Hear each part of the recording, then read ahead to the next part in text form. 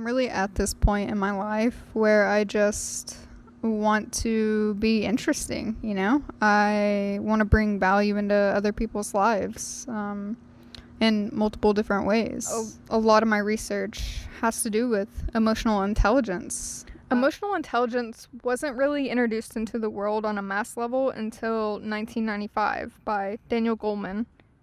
And Goleman argues that intelligence is not enough. We really need to develop these leadership skills to facilitate good personal decisions, to resolve conflicts, and to motivate ourselves and others. And he says that it exists in 5 categories that are self-awareness, self-regulation, internal motivation, empathy, and social skills. And this is being integrated into many schools across America. And I started to notice these shifts in what industries focus on when managing businesses or companies. You know, they focus on interpersonal relationships because they're more likely to succeed, because at the core, it's really imperative that we work together to grow those qualities and to teach each other how to get along. The heart of my work, it's really just focused on community and culture and identity, but also vulnerability and empathy. It's gender, politics, and respect. Wow, this feels like it was 8 years ago, even though it was last September. I think Corona has completely adjusted my sense of time. But this was a community grant for the Metro LGBTQ Welcome Center in St. Petersburg, basically a physical nonprofit that provides a space for LGBTQ and gender nonconforming youth. But the premise for this grant was a really active time where rent had been raised so much that gay bars were having to close down in St. Petersburg. And even if gay bars don't close down, the space itself relies on people from outside of the community to be patrons. So it changes the actual point of a gay bar, which is supposed to be a safe space for LGBTQ plus people to hang out. So, I mean, it can be a problem. And ultimately, spaces are not for everyone. And I support affinity groups because exclusivity is safe. And if you never had to consider safety, then the message isn't for you anyways. And let's be clear, I am talking about cultural hegemony. And cultural hegemony is a Marxist philosophy. And on a basic, very, very basic level, it's this theory that dominant culture has control over everything. Therefore, wealth and social class is a result of this portrayal and this almost like legitimization of dominance. And we're just kind of reproducing the same narrative and themes over and over again for control. So really, this was a call to take up space, which I think is something that resonates with anyone who is marginalized, in the way that you really have to speak up to be heard or seen, and oftentimes you will not, because being invisible is safe. Not just physically, but being seen and being heard is deeper, and it's associated with acceptance. Yeah, my incentive behind this was to create vulnerability, but also to create community, and really to learn from other people. Because I think I saw something in me that was missing, and anytime I feel something is missing, I have to seek it out. And through all of this face-to-face interacting, I started to understand that humans have just always been put in boxes. Race, gender, sexuality. Identity is just inherently a Western construct to capitalize. And I digress, because I've already went on several rants here. But these are the thoughts behind the work I make. And as I worked through my own beliefs, I naturally shifted, because I wasn't the same person as when I started this project. And my goal was to photograph 50 people. Little did I know that these people would become intimate friendships. The vulnerability had started to get to me, kind of on this level that I never thought would ever happen. Just something to take away from these experiences is that I learned that everyone is human. Everyone needs to heal and to grow as a person. And every single person that exists has something to teach you. It's only lost if we do not take the time to listen, or we predetermine someone's credibility based on their class or their gender identity or any other societal measurement of success or morality. Really think. And discovering El Perez through, the halfway through this project really helped me out, I think. Helped me frame the content of my work a little bit better and discover, what photography could be for me. I think personally I don't really look to artists before I do my work. I don't really use them to inspire me until after the process, or maybe during the process if I'm feeling a little stuck. Really think that you can't get to the root of anything in yourself without empathizing with other people's traumatic narratives and the experiences that they've gone through. So I thought, let's get permission to record that and see what happens. The apple usually gets the bad rap as like the fruit of knowledge. I feel like a lot of my childhood stuff could have been saved by a little bit more knowledge. If I had known the words for being trans, or just even knowing the experiences about being trans, I think my childhood could have been a lot different. Right. A lot better. And I don't feel like I would have had to rely on these really traumatic outing experiences. I think I could have articulated. And maybe that would have made a difference. Maybe that would have made it easier. Because I couldn't really defend the accusation of being gay, or more specifically being a lesbian. I was put through an exorcism to get rid of the demon. Yeah. What? I can't watch Exorcism. That is fucked up. It is. I was 12. It does a lot to the psyche. So I just got chills like all the way down my spine. So that you can see where the secrecy starts building up and why I start getting like more and more like yeah.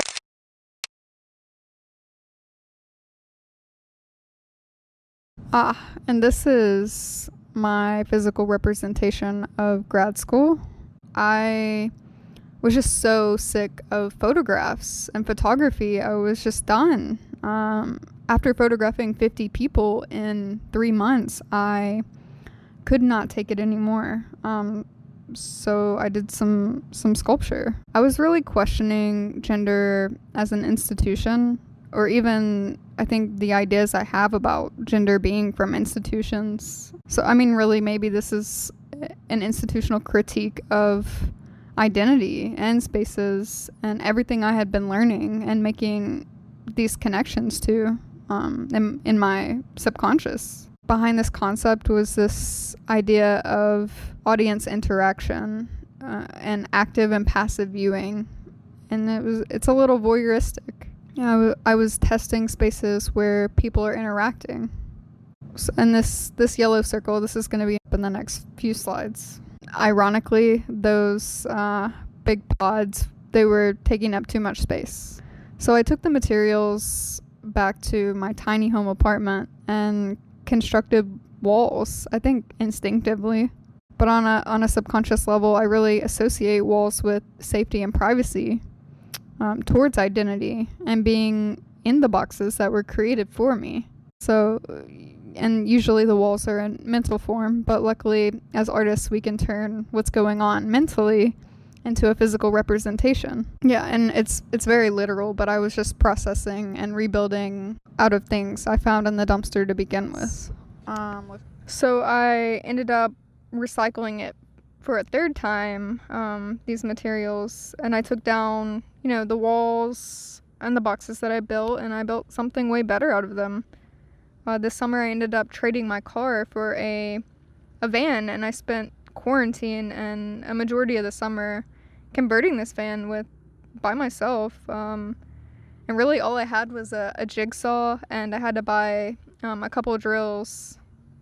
I made so many mistakes that I learned from along the way. And I've spent a lot of time since 2016 traveling around to different artist communities. My personal long-term goals reside is to make my own community and residency. I really want to cultivate a life to better serve community and artists that aren't inherently wealthy from birth, because that's also my narrative. In the past, I've worked teaching recycling art in underserved public schools in Nashville. They don't have art programs. So I've seen firsthand that art is really necessary for everyone, but there's a lot of barriers to which art mainly exists inside, and they are not for the majority of people. I have experience building models and building myself to be a better model, so that's where I mainly invest my time in. This van I built helps me do that a little bit more affordably, so I can save more money to really achieve these goals in life, but to also do more pop-up events, hopefully. But I'm really interested in how culture has become almost ephemeral completely, and how marketing technology takes us into the future. Let's just get into it. This work I'm making now has been called not art. It has also been called capitalism on multiple occasions, indirectly and directly. It is almost like people are trying to break the news to me that I am supporting the enemy and the morally corrupt. I mean, if that were true, I'd be fighting them and myself and everyone who lives in this world. But I really am open to criticism, and I really listen to what people say, and even conversations in grad school that revolve around art as a commodity. But I question everything people say, and I realize that everything is also consumed on a daily basis under capitalism. Knowledge, power, human souls, everything is to be consumed. And free market libertarianism, or really any free market institution, including neoliberal capitalism, these market designs are not going anywhere. I really think neoliberalism or neoliberal capitalism is really spreading everywhere across the world. It's really synonymous with Corona, because I think the two are really related. They both turn people into, isolated, self-interested, and only having these transactional friendships. It's just the principle that social good is only based on economic gain, and I think we see that largely when we have to crowdsource money to be able to pay your health insurance bills in the very country you exist in. And I definitely see it in my generation, the end of millennial / Generation Z. And I see this kind of trend of cool capitalism, which originated in the 70s or late 60s, and it's this premise that activism is cool. We're cool with competing with each other. We have socially liberal attitudes towards capitalizing on people. We kind of front that with activism, which I'm definitely not excluded from. I think that's largely how I see capitalism falling into my life. Trying to fight consumerism by not making money off of art is not for me. There's no way that I am undoing 5,000 years of compounded systems when there are more important things to focus on, like basic human rights. I mean, but also that will never happen under capitalism. But it also will never happen if I'm living broke artist narratives. So I go with the product approach to creativity because I think I should focus on being accessible to my direct community, my audience, niche market, and identity economy. And I would like to continue to grow my personal artist brand and business and bringing value to the people that I want to resonate with and connect with what I create.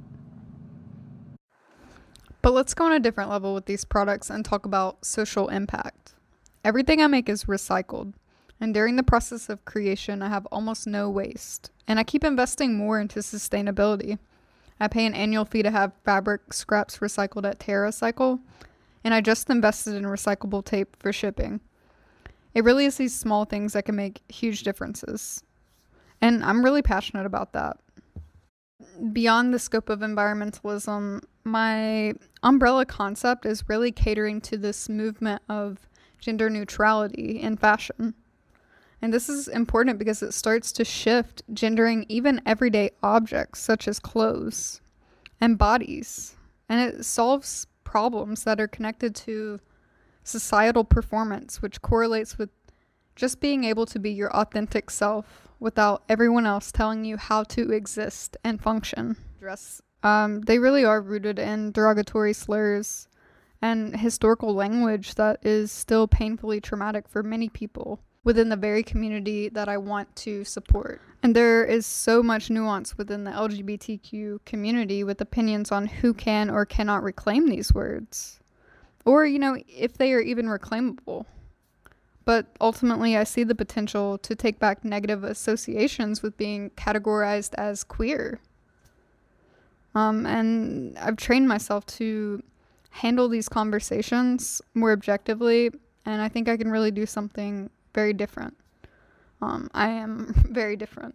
I'm becoming more interested in how materials and color alone, without this sort of reference point of language, are signifiers of identity. And I was a painting undergrad, so I think that I'm revisiting some of these design principles and foundations as I get more technically familiar with sewing. I've done a lot of graphic design work this past year, but behind the scenes of this flyer, I really helped and organize and form this just really great community dance night.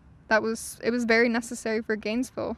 We really helped support so many local queers, and we raised so much money in a single night. The Atlantic and the Woolly booked us free to do consecutive events for the rest of the year. Unfortunately, COVID hit, and safety is more important than redistributing these funds. And we were going to do it online, but I came up with this concept of, and a little bit more forward thinking, is to do an outdoor disc dance to generate funds for LGBTQ Black people of color and people of color. Also, I am working closely with local Black people of color groups so we can support them more financially, because we are mostly white and Latinx ran collective. So that's also en route with a very flexible timeline. I think for a lot of people in my community, it's really, really hard for them to imagine being in large crowds. As a person, I want to be as socially responsible as possible. But really, I'm always shifting. I made photography, video, large-scale sculptures, started a business, started a collective organization. And really, it's probably half of what I made this year. Yeah, I can't stop. Research-wise, I'm reading a lot and I'm retaining a lot, especially about these sort of societal behavior theories. But I'm doing a very poor job of figuring out how to organize these sources of information that I'm retaining and keeping, authors and philosophers separate and remembering their names. But I'm happy to take a class on it because I have the knowledge. I just need directions on how to better facilitate or deliver that information in a more academic structure, because it's quite different. And I think it has to do with that I partly exist in so many different communities and different spaces that my language has to also transfer to those different spaces. Which, everyone that exists has their own language. We're all individuals.